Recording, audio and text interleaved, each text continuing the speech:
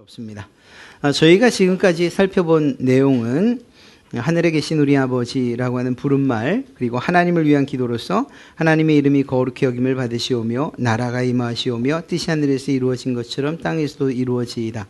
그리고 지난주 일용할 양식을 주시었고, 그리고 지난주에 우리가 우리에게 죄 지은 자를 사하여 준 것 같이 우리의 죄를 사하여 주시옵소서라는 기도까지, 우리 사람을 위한 기도에서 이 마지막 부분, 우리를 시험에 들게 하지 마옵시고 다만 악에서 구하시옵소서라고 하는 부분을 오늘 여러분들과 살펴보려고 합니다.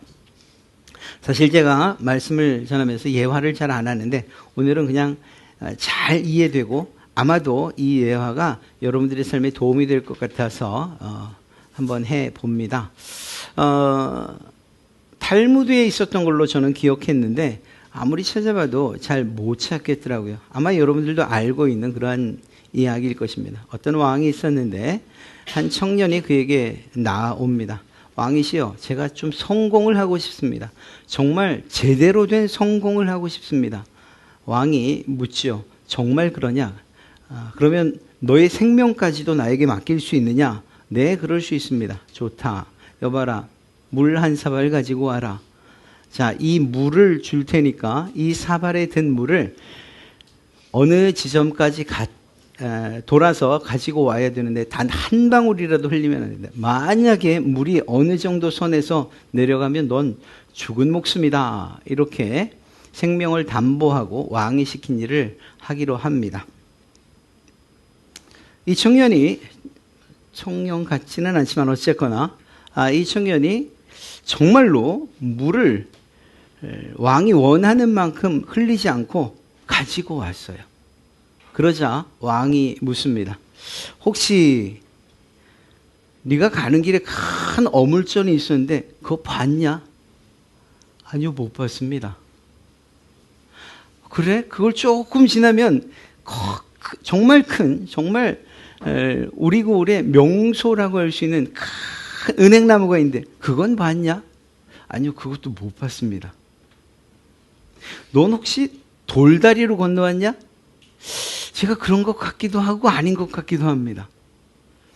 여러분, 이 청년이 왜 이 크고 그리고 또 누가 봐도 알 수 있는 이런 것들을 보지 못하고 왕께로 돌아왔을까요? 한 가지 이유밖에 없어요. 물이 쏟아질까 봐 다른 걸 볼 겨를이 없었던 거예요. 물 한 방울이 쏟아지고, 그리고 정한 만큼 물을 흘리게 되면 자기의 목숨이 왕의 손에 달려 있으니까 말입니다.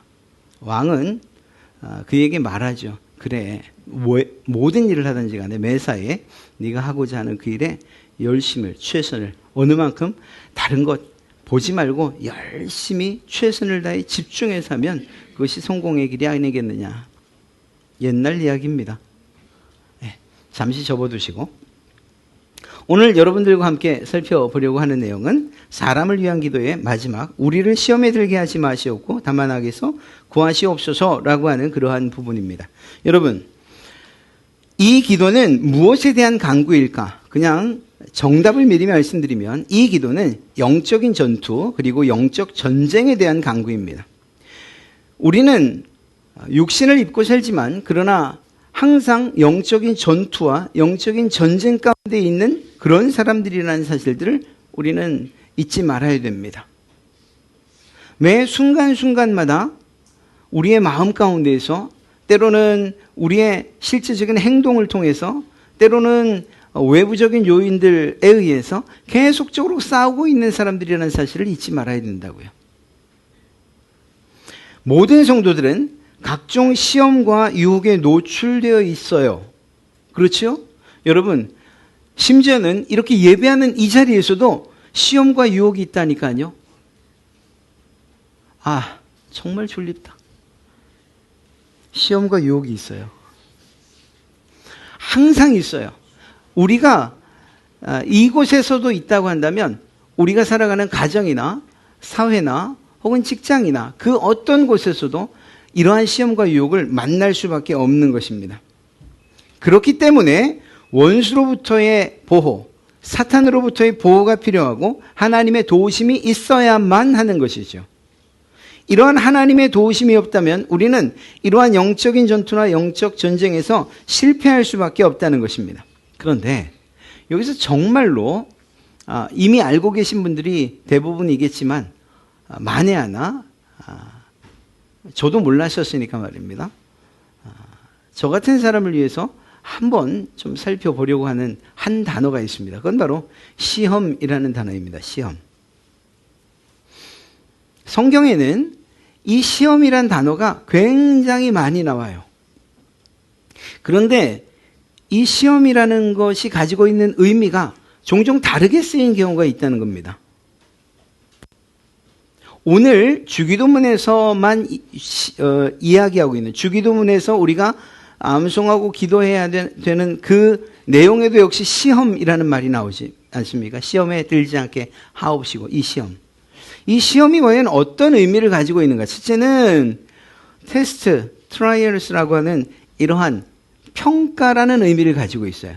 이건 우리가 잘 알고 있는 거죠. 예를 들면 학교나 학원 혹은 회사에서 시험을 쳐요.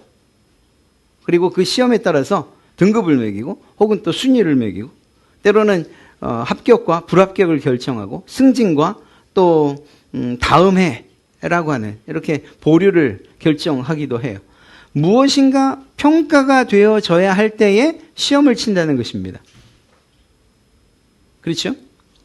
또 아이고 제가 저거를 했군요. 아이고 참 죄송합니다. 두 번째는 상품이나 제품 이런 것들을 또 생각해 보면 성능 시험, 이때도 시험이란 말이 쓰여요. 이 제품이 정말 상용화됐을 때 쓸만한가 접었다 폈다도 해보고 그냥 계속 켜서 LED나 LCD 계속 켜서 수명이 얼만큼 가는지도 보고 아주 가혹한 환경, 열을 가하거나 아니면 냉동창고에 넣어서 과연 이게 견디는가 못 견디는가 그런 것들을 제품을 테스트하는 거죠. 그래서 그 성능이 어느 만큼인가, 그래서 과연 이것이 제품으로 합당한가 그렇지 않은가. 이게 세상에만 있냐? 그렇지 않습니다. 성경에도 많은 종류의 시험이 있어요. 우리가 잘 아는 아브라함도 마찬가지입니다. 이삭을 번제로 드려라 라고 할 때 이 하나님께서 하신 명령은 시험이었어요. 시험, 테스트, 트라이얼스. 시도해봐라. 내가 너를 시험하겠다라고 하는 것이죠. 무엇을 시험한 것입니까? 아브라함의 믿음을 시험한 것입니다. 그리고 아브라함은 이 믿음의 시험을 통과하지요. 또 오병이어 사건 때 빌립이 나옵니다. 그런데 그 빌립에게 예수님이 이 사람들을 먹이려면, 전부 먹이려면 어떻게 해야 되느냐? 예수님이 모르셔서 그걸 물으셨겠습니까? 예수님은 이미 답을 가지고 계시잖아요. 내가 다 먹일게 걱정하지 마라고 하는 답을 가지고 계셨지만, 그런데 빌립에게 물어보신 거예요. 이유가 뭐죠? 빌립의 믿음을 시험하기 위한 것이죠. 네가 믿음이 있다면 주님이 계시니 주님 걱정 없습니다 라고 대답할 거고, 믿음이 없다면 그러게요, 이거 어떻게 먹여야 될까요? 걱정을 할 것이고, 안타깝게도 빌립은 그 시험을 통과하지 못하죠. 그렇습니다.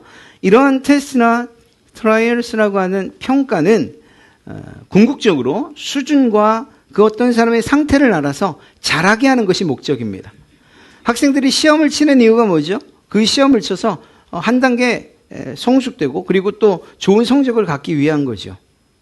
그렇게 보면 하나님께서 우리를 시험하시는 일들이 너무 많아요.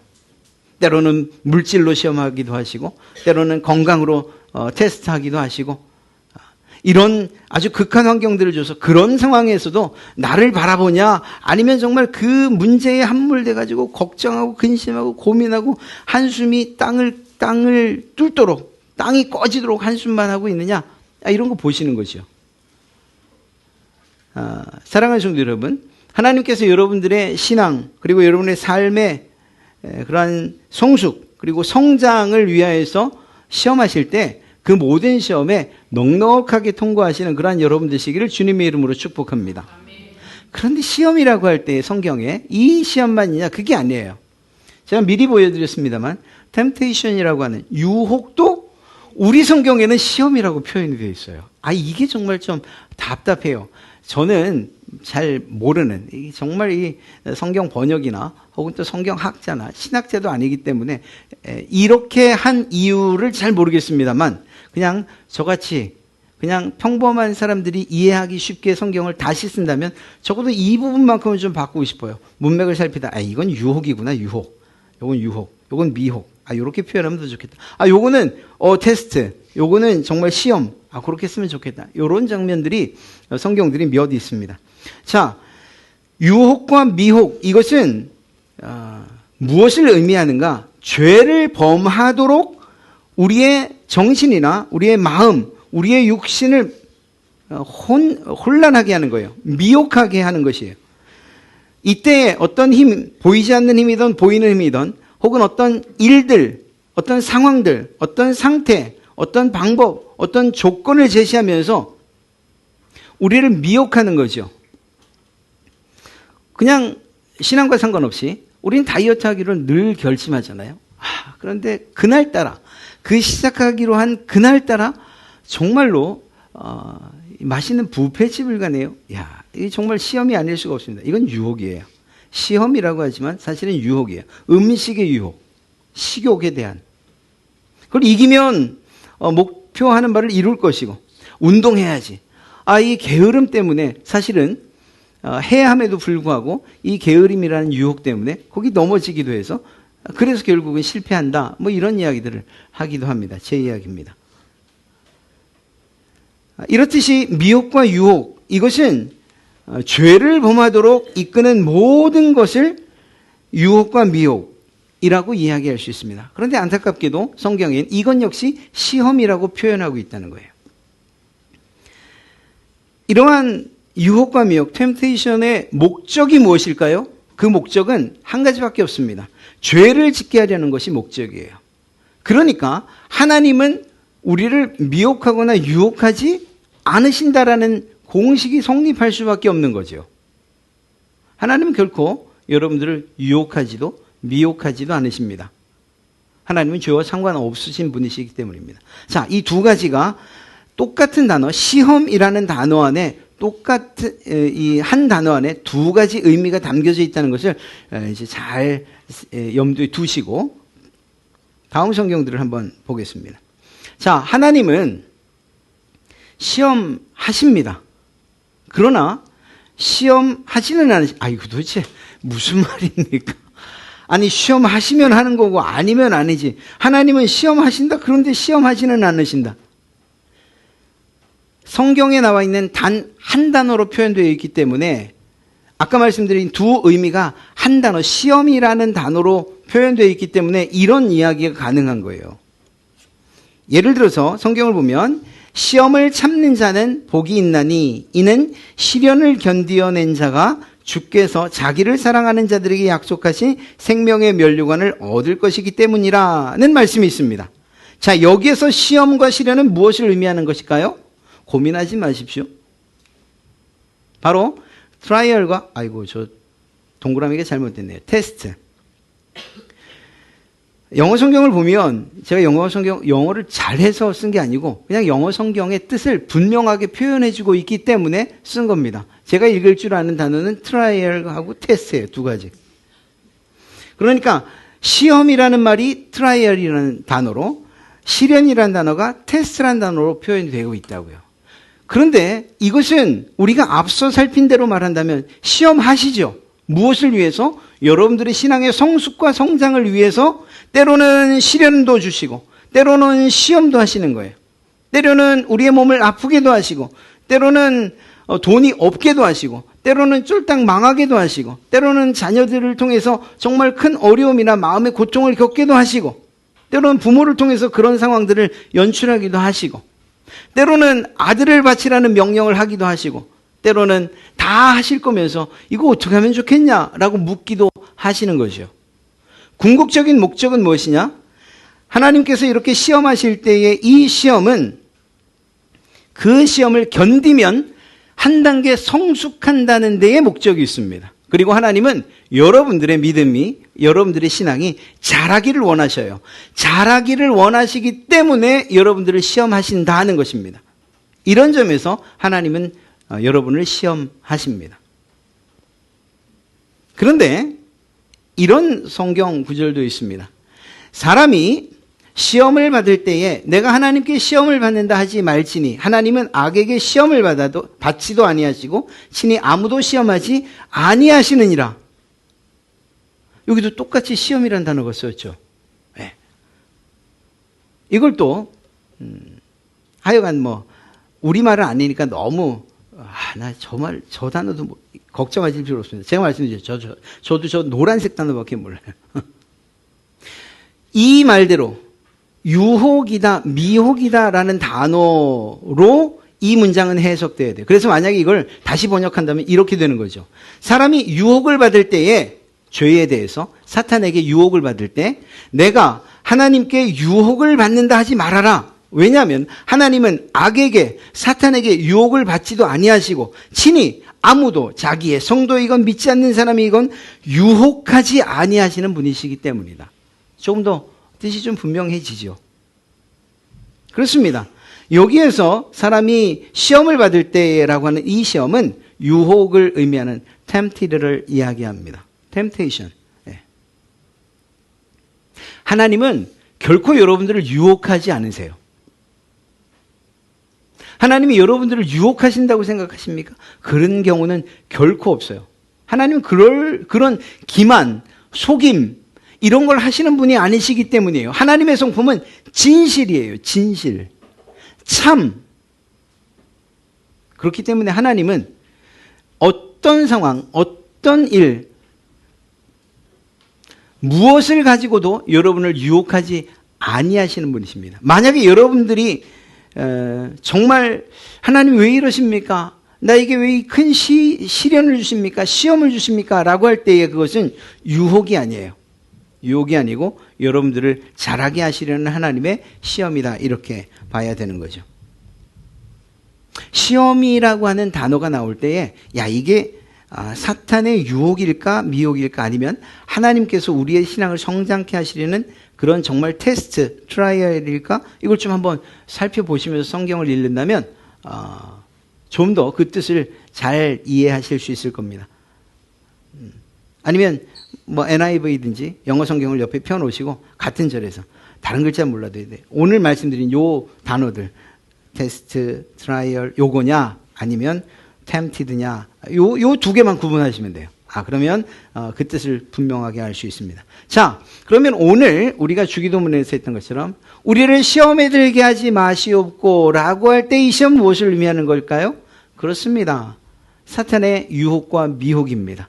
하나님, 우리가 사탄의 유혹과 미혹을 이겨낼 수 있도록 도와주십시오. 시험에 들지 않게 해주십시오. 이렇게 기도하는 것, 그건 우리 성도로서 마땅한 기도인 것이죠. 그렇습니다. 이건 혹이 어떤 분들이 볼 때 그건 이렇게 말 가지고서 이렇게 좀 우리를 헷갈리게 하는 건 아닙니까? 이렇게 말할 수 있을지 모르겠습니다만 그러나 또 제가 오늘 이야기하는 이 내용대로 마음에 받아들이시면 좀 더 구분하는 데 쉬워지실 겁니다. 시험에 든다, 시험을 받는다, 혹은 시험에 빠진다. 이 차이가 과연 있을까요? 시험에 든다, 시험을 받는다, 빠진다. 받는다보다 시험에 빠진다. 시험에 빠져버렸어. 시험에 들었어. 라고 표현한다. 사실 이 구분이 명확치는 않습니다만 마틴 루터가 했던 한 문장을 여러분에게 알려드리면 이 말이 그리고 또 제가 여러분들에게 하려고 하는 이야기가 뭔지를 정확히 아실 겁니다. 마틴 루터가 이런 이야기를 합니다. 새가 우리의 머리 위로 지나가는 것을 막을 도리는 없다. 그렇죠. 새가 지들이 마음대로 지나가는데 이걸 어떻게 막겠습니까? 전기철조망을 쳤나요? 이렇게? 그건 막을 수 없어요. 그러나 새가 여러분들의 머리에 앉아서 둥지를 틀 때까지 둬서는 안 되는 거죠. 죄가, 유혹이, 미혹이, 시험이 우리에게 다가올 때에 우리가 시험을 받을 수는 있어요. 제가 시험에 시험을 받고 있습니다. 제가 지금 혹독한 시련 가운데 있습니다. 예, 그렇습니다. 그런데 그 시험에 들지 않을 수는 있다니까요. 그 시험에 그냥 온 생각과 온 마음과 온 몸을 빼앗겨 버린 채 그 유혹에 넘어갈 수는 있다니까요. 유혹이 계속해서 우리를 향해서 다가옵니다. 그것 자체를 막을 수는 없지만 그러나 그 유혹과 미혹을 이길 힘을 하나님께서 우리에게 주셨다는 거예요. 이것을 전제로 한다면 우리는 그 유혹들을 이길 수 있다. 그런데 안타깝게도 많이 넘어지고 그 유혹에 무릎을 꿇기도 한다는 것이 우리의 현실이죠. 우리가 세상을 살면서 겪는 실제적인 일들이에요. 그래서 이 기도를 드려야 되는 것입니다. 하나님, 제가 시험이 내게 오는 것, 사탄의 유혹과 미혹이 내 신앙과 내 삶을 망가뜨리려고 오는 이 유혹까지 막을 수는 없습니다. 제가 어떻게 그 유혹을 보지 않겠다고 눈 감고 다닐 수 있는 세상이 아니지 않습니까? 귀 막고 다닐 수 있는 세상 아니지 않습니까? 손발 묶고 그냥 한 곳에 집에 온종일 처박혀 있는다고 해서 유혹이 오지 않는 것도 아니지 않습니까? 그러니까 그런 유혹이 올 때 그것을 이길 수 있도록, 그래서 그 유혹에 빠지지 않도록 도와주십시오. 바꿔 말하면 시험에 들었다고 해서 모두 죄를 짓는 것은 아니라는 것이죠. 하나님, 제가 시험에 들었습니다. 그러나 이 시험, 이 유혹으로 인해서 죄를 짓는 자리까지 나가지 않게 해주십시오. 이것이 우리의 기도여야 한다는 것입니다. 자, 그러면 우리를 유혹하는 것들이 과연 무엇일까? 그걸 한번 좀 살펴봅니다. 우리를 유혹하는 것들은 첫째는 육신입니다. 인간의 죄악된 본성 말하는 거죠. 그냥 한마디로 말하면 본능적인 것. 예레미야서 17장 9절 말씀에는 만물보다 거짓되고 심히 부패한 것은 마음이라, 우리의 마음이라고 그렇게 이야기하고 있습니다. 이 마음에 도대체 뭐가 있길래? 이런 것들이 있죠. 질투도 있고, 비방도 있고, 악독함도 있고, 거짓, 교만, 탐욕, 우매함, 도벽, 음란, 살인, 속임, 이것보다 훨씬 많은 것들이 우리 마음 가운데 있어요. 놀랍게도 여러분들은 이러한 마음들, 그리고 우리 마음 가운데 이런 것들이 있음에도 불구하고 어떻게 하나님께서 기뻐하시는 삶을 살고 있느냐? 이런 유혹과 미혹, 이런 것들이 우리를 유혹하고 미혹하고 죄로 이끌어 가려고 할 때에 단호히 끊을 수 있는 분들이기 때문에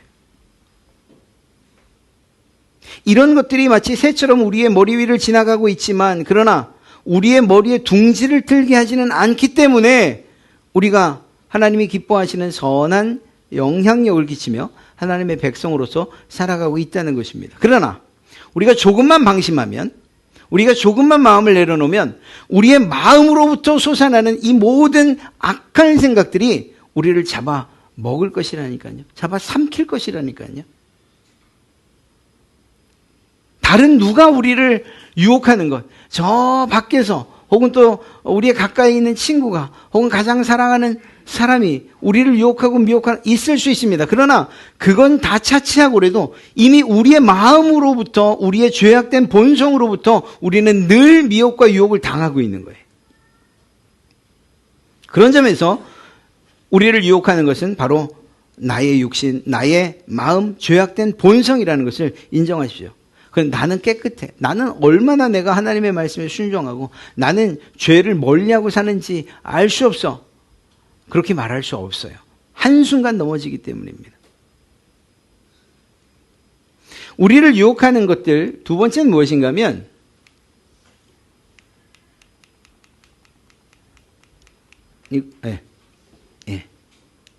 우리를 유혹하는 것들 두 번째는 바로 세상이에요. 세상.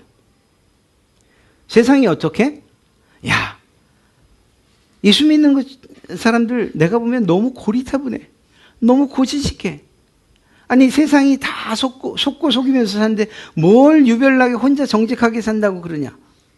등등. 이렇게 세상이 우리를 세속화시키는 거예요. 세상의 가치관이나 세상의 관점이나 세상의 사고방식이나 세상의 행동 양식을 통해서 우리를 늘 미혹하고 또 우리를 유혹하고 있다니까요. 레위기서 18장 3절에서 4절의 말씀을 보면 너희는 너희가 거주하던 애굽 땅의 풍속을 따르지 말며 내가 너희를 인도할 가나안 땅의 풍속과 규례도 행하지 말고 너희는 내 법도를 따르며 내 규례를 지켜 그대로 행하라. 나는 너희의 하나님 여호와니라. 그렇습니다. 하나님께서 이제 가나안 땅으로 들어갈 그 백성들에게 요구하신 건 다른 것 아니에요. 야, 너희가 지금 탈출해 온 애굽 사람들의 풍습을 따르지 말아라. 그 사람들이 자신들의 신을 섬기는 것처럼 나를 섬기지 말아라. 그 사람들이 정말 무지하게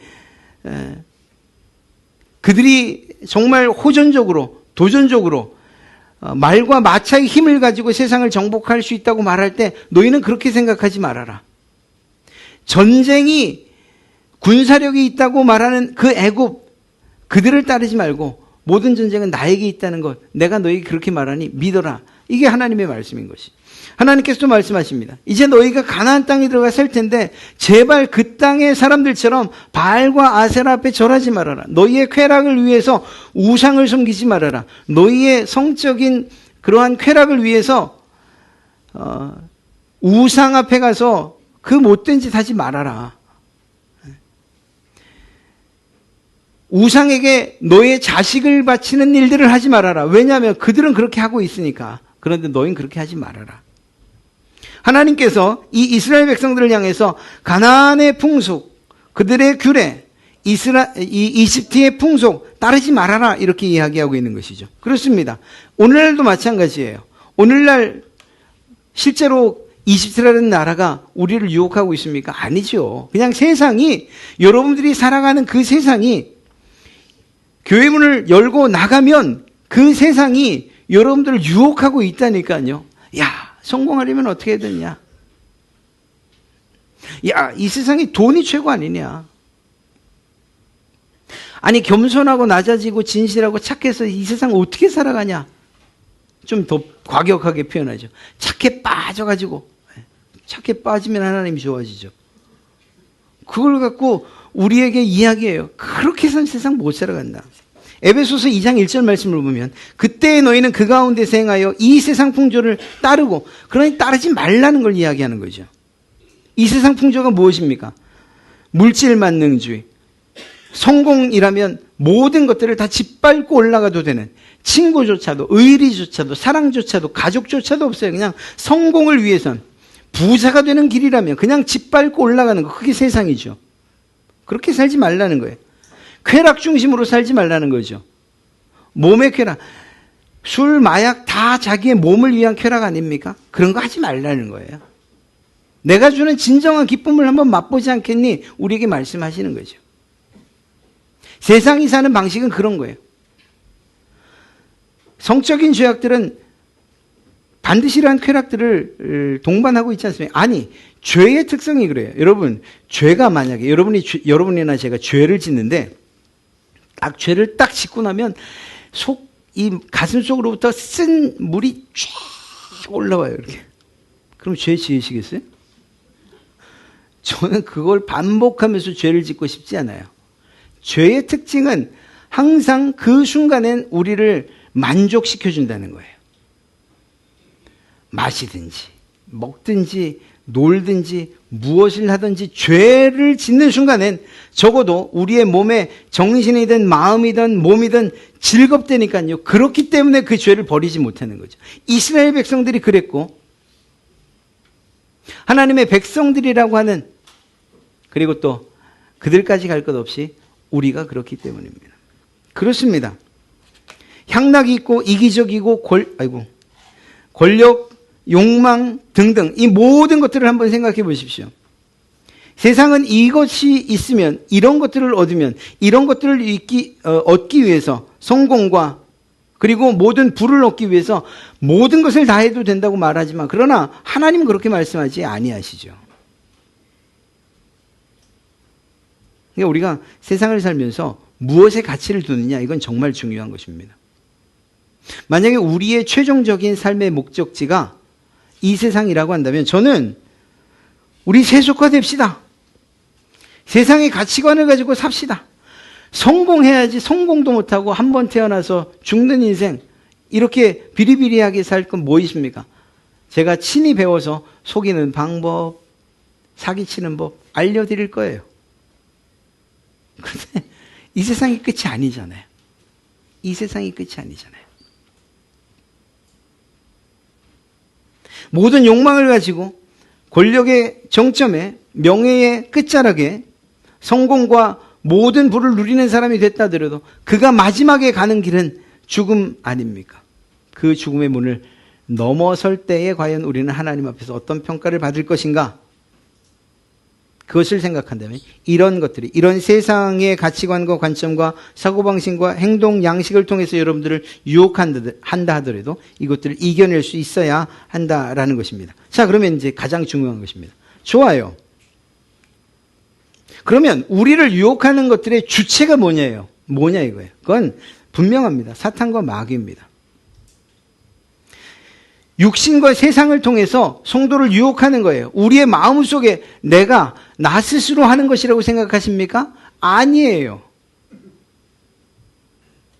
하와이에게 가서 그의 귀에 대고 선악을 먹어봐. 선악을 먹어봐. 그거 얼마나 맛있어 보이니? 봐. 탐스럽게 보이지? 지혜롭게 할 것처럼 보이지? 얼마나 맛있어 보이니? 저거 먹는다고 아니니까 죽을지도 모른다고 하신 것 같은데 계속해서. 그리고 그 마음은 결국은 사탄의 유혹에 넘어가고 말지요. 우리가 죄를 짓는 것을 보십시오. 누군가가 큰 스피커를 대고서 이렇게 하면 당신은 성공할 겁니다. 우리의 귀에다 대고서 이렇게 하면 당신은 정말 누구도 맛보지 못한 쾌락을 경험할 것입니다. 큰 소리로 여러분의 귀에다 이야기한다고 하면 창피해서라도 그 일 못할 거예요. 그런데 아무도 모르게 제가 지금 무슨 생각하는지 여러분 아십니까? 모르시죠. 아무도 모르게. 나 혼자 있을 때든 많이 있을 때든 여러 사람과 있을 때든 아무 상관없어요. 그냥 내 속에서 사탄은 늘 속삭이는 거예요. 아까 그러한 마음들을 통해서 우리를 유혹하고 우리를 미혹하고 있다니까요. 또한 세상을 통해서 세상을 봐라. 마치 예수님을 세상 산 꼭대기로 올라가서 이 세상을 봐라. 이걸 봐라. 적어도 세상에서 한 번 태어나 한 번 산다면 이 정도는 다 갖고 살아야 되지 않겠니? 절하기만 해라. 그러면 내가 다 주마. 적극적으로 유혹을 했죠. 물론 주님은 그것에 넘어가지 않으셨습니다. 에베소서 6장 12절 말씀을 보면 우리는 사람을 대하여 싸우는 것이 아니라 하늘과 이 어두운 세상을 지배하고 있는 악한 영들인 마귀들을 대항하여 싸우고 있습니다. 여러분이 싸우는 것 육신적인 싸움 이야기하는 것 아닙니다. 아까 이야기했던 것, 이 기도의 목적이 무엇이냐? 영적 전쟁과 영적 전투를 하고 있기 때문에 이 기도는 우리에게 반드시 필요합니다. 라고 했던 이유가 무엇이냐? 우리는 늘 싸우고 있는 사람들이기 때문이에요. 근데 사람과 싸우는 것, 친구들과 싸우는 걸 얘기하는 게 아니라 우리의 마음속에서 우리의 사상과 사고를 통해서 사회의 여러 가지 현상들을 통해서 우리를 유혹하고 미혹하는 악한 영들인 마귀들과 싸우고 있다는 사실을 기억하셔야 됩니다. 창세기 3장 13절에 그때에 여호와 하나님이 여자에게 네가 어떻게 이렇게 했느냐? 왜 선악과를 먹었냐? 하고 묻자 여자가 뭐라고 말합니까? 뱀이 꿰어서 내가 먹었습니다. 여러분 이것이 변명이 될까요? 안 된다니까요. 뱀이 꿰었어도 내가 너에게 명령한 것이 있는데 왜 먹었냐? 아마 주님은 그렇게 말씀하셨을 거예요. 뱀이 유혹을 했어도 이겼어야지. 뱀이 아무리 무엇이라고 가모니스를 가지고 너를 꼬셨다 하더라도 너를 속였다 하더라도 그 속임수의 정체를 파악하고 내 말을 더 믿었어야지. 주님이 그렇게 말씀하지 않으셨겠어요? 하나님께서. 이 이야기는 우리에게 적용돼요. 실제적으로 적용되는 거예요. 우리가 날마다 우리의 마음속으로부터 혹은 사회적으로 세상적으로 많은 유혹들을 당하죠. 먹고 마시는 일이나 쾌락이나 혹은 또 우리 마음속에 있어라는 이러한 욕망이나 욕심이나 탐욕이나 혹은 게으름이나 이 모든 것들이 우리를 유혹해요. 특히 신앙적으로 예배의 자리에 혹은 또 기도 말씀 이런 것들을 등한시하고 하나님의 말씀을 묵상하고 이것이 가장 큰 행복이라고 했는데 그 행복보다 저는 자는 것이 더 좋습니다. 뭐 등등. 이런 유혹이 있을 때, 이런 미혹이 있을 때 우리는 그것들을 이겨야 된다니까요. 그것에 지면 사실 아무런 변명할 방법이 없어요. 하나님 죄 때문에. 아담부터 죄 때문에가 되잖아요. 아담도 왜? 죄 때문에. 여기는 하와가 있어요. 하와 너는 왜 그래? 죄 때문에. 여기 뱀이 있었어요. 뱀. 우리의 넘어짐 그것을 변호해 줄 그 누구도 없다는 것을 꼭 기억해. 내가 책임지는 거예요. 자, 그런 점에서 볼 때의 결론입니다. 우리를 시험에 들게 하지 마시옵고 다만 악에서 구하시옵소서라고 하는 이 기도는 우리로 하여금 사탄의 유혹을 이기게 하시고 그 유혹과 미혹에 굴복하여 죄악을 행하지 않게 하여 주시옵소서라고 하는 기도입니다. 여러분들이 주기도문과 상관없이 늘 이러한 기도로 하루를 시작하시고 마지막 마칠 때는 이 유혹과 미혹을 이기게 해주시니 감사합니다. 오늘도 그것들을 이겨서 제가 죄 짓지 않았습니다. 하나님께 감사와 찬송과 영광을 올려드리는 그런 여러분 되시기를 바랍니다. 이제 우리가 처음 해봤던 그 이야기를 다시 하면서 마치겠습니다. 꼭 그렇지는 않습니다. 제가 생각하는 거니까. 저는 이렇게 한번 생각하고 있어요. 하나님께서 우리에게 이것만 바라보라고 하셨구나. 이것만. 딴 거 보지 말고 이것만. 예수 그리스도만 바라보라고. 하나님의 말씀에 순종하는 것만, 그것만 하라고 하셨구나. 우리의 육신, 우리의 죄악된 본성, 본능적인 것들, 질투나 우매함이나 비방이나 도벽이나 악독이나 음란이나 거짓이나 혹은 또 살인이나 교만, 속임, 탐욕 등등 이러한 것들이 우리 가운데서 일어나며 그거 흘린다고 누가 뭐라 그러냐? 그거 지키지 않는다고 누가 뭐라 그러냐? 예수님 잠깐 한눈 판다고 뭐라 그러냐? 그렇게 우리를 유혹한다 하더라도 우리는 이것에서 눈을 뗄 수가 없어요. 베드로가 예수님에게서 눈을 떼는 순간, 그래서 다가오는 파도와 풍랑과 바람을 봤을 때 물에 빠져들잖아요. 우리의 눈, 여러분의 눈이 예수 그리스도 그분을 떠나지 않으시기를 주님의 이름으로 축복합니다.